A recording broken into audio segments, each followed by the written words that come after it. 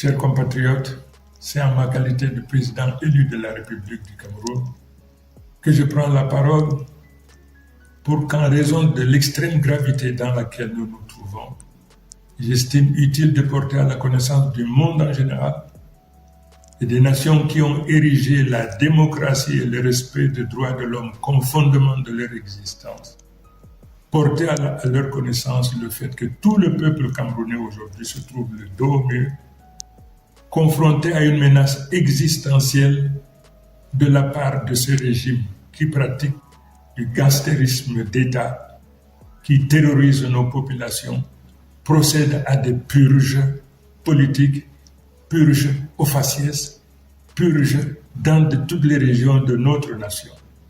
Une situation inacceptable, intolérable, dès lors qu'en dehors de toute procédure judiciaire, des dizaines, des centaines, des milliers de Camerounais sont arrêtés, incarcérés, persécutés.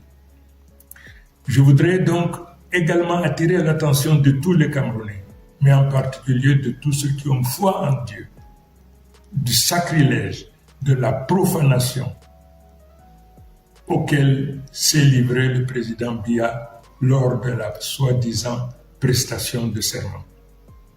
Le monde entier sait que Biya n'a jamais été élu. La nation camerounaise dans son ensemble sait que Biya n'a jamais été élu. Mais qu'il se permette de poser la main sur la Bible au nom de Dieu. Il apparaît donc aujourd'hui à tout le monde que pour M. Biya, Dieu n'est qu'un instrument qui lui permet donc de réaliser ses basses besognes.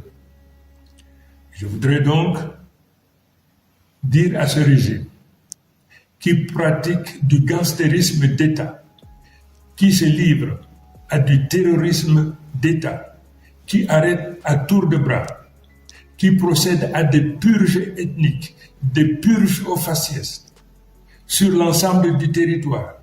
Je voudrais donc demander à ce régime, du haut de ma responsabilité, parce que élu aujourd'hui de la République du Cameroun, de cesser cette pratique.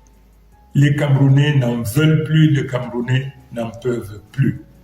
Et pour ce faire, je leur donne 48 heures pour arrêter, pour libérer sans condition tous nos enfants, tous les Camerounais qui se trouvent aujourd'hui dans les prisons du Cameroun de manière générale.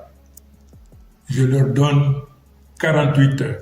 Faute de quoi, le peuple camerounais se retrouvera en légitime défense et se sentira libre non seulement de se protéger, mais également de tout faire pour protéger leurs enfants et les récupérer partout où ils se trouvent.